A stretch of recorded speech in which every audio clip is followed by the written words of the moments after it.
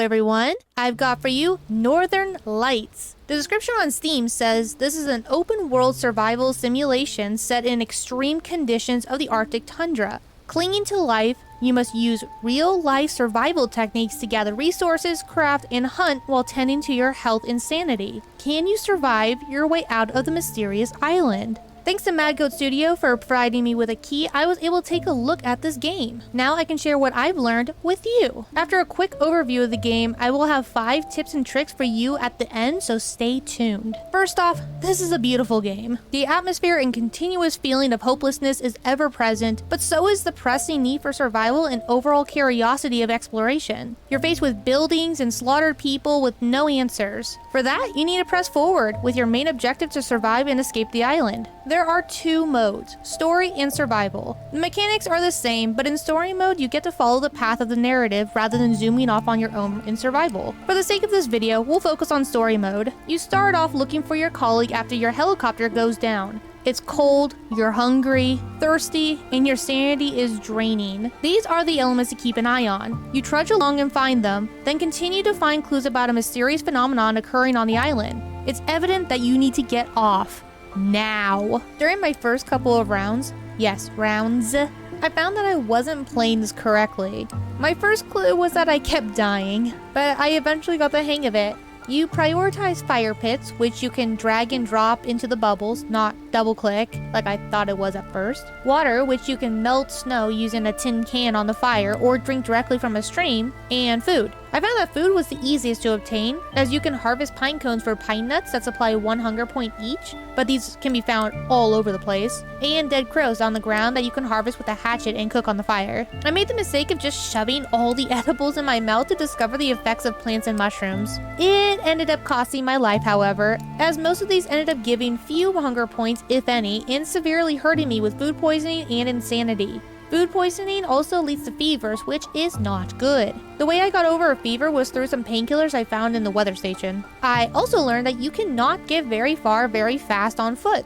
You do need the snowmobile at some point, but you need a container of fuel and the key first. The main locations are not labeled very well on the map provided, so you kinda just have to wander around towards the different sections. This is how I stumbled upon multiple buildings and shelters though.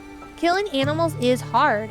Your bow is shaky and you don't hold your breath for very long, but after practicing and leveling up your skill points, you get much better. Skill level ups are also how you unlock more recipes in your journal, so keep making things. There is no time limit on anything other than your own health.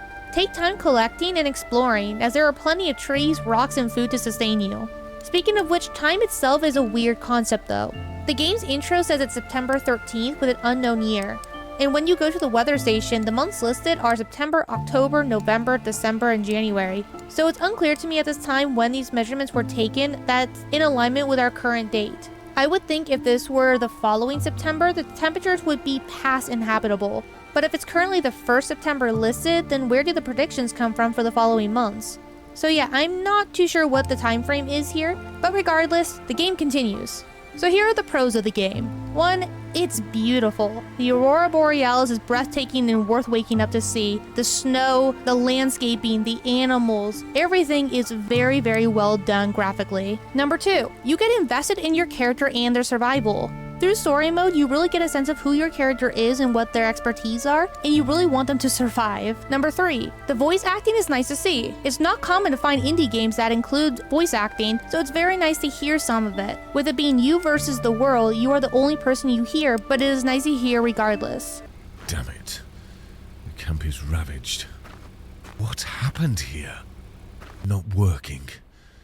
Seems like the power is down. I should check the cables. A map. Great. Looks like they've circled an area called Mysterious Woods. I guess I'm heading that way. Oh, it's freezing cold. I should get a fire going, but how will I get some wood? Number 4, the survival techniques are very accurate. I double checked some of these and found them to be spot on, such as the fact that you can't just drink the snow, as it leads to more dehydration. Number 5, the story is very interesting and I'm excited to see where it's going with the island. You get a feeling that a cult is pulling the strings or something magical is happening here. The cons. Number 1, it's hard. Don't expect to win on your first try.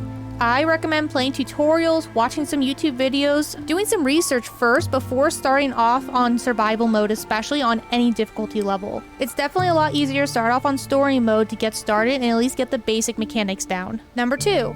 The game is meant to replicate real-world survival techniques, but you're unable to grab basic cups, plates, and water from buildings you find. I feel like a real person would take advantage of these supplies. Number 3. Lack of empathy. Your character stumbles upon many dead bodies, but doesn't seem to bat an eye at this other than a single line of dialogue stating that they've been killed. Number 4. Basic survival tools usability. Things like recycled cans can only be used once. What I mean is, once you place it on a fire to heat up the snow for drinking water, you can repeat this as many times as you want, but once that fire pit is burned out, you can no longer use that can. Number 5. Some of the structures don't make complete sense, such as the helicopter. You supposedly just had a crash landing or a more recent crash landing, but it looks like it landed perfectly and as if it had been there for a very long time. And the weather station. It had inhabitants killed, but there's no sign of a break-in and the doors are locked with the key still on the dead body. Here I want to jump into those 5 tips and tricks for Northern Lights. Number 1. Do not eat the mushrooms, plants, and raw meats and eggs unless you have a way to combat food poisoning immediately. Many of the mushrooms will end up leading you to insanity and sickness, but those are what you find in the beginning of the game. Do not be fooled. Number 2. Do not walk in the fire pits on accident. This will lead to burning and infections. Number 3. Keep an eye on the compass. It's easy to get lost here, especially because everything looks so similar. Don't be like me, use the red arrow to read the direction, not the blue. Number 4. Press Q to read your ailments and hold T and press the left mouse button to scroll through your stats. Don't let your thirst, hunger, and temperature get below 3 bars or your sanity will start plummeting. Number 5. Whenever there's a question mark on the map, go check it out. You'll find buildings with resources including better clothes, water, food, and beds. That is all I have for you on Northern Lights today. Please let me know what you think in the comments below. If you haven't already, feel free to subscribe and click that notification button so you can get more videos like this. I hope you have a wonderful rest of your day, and I will catch you next time.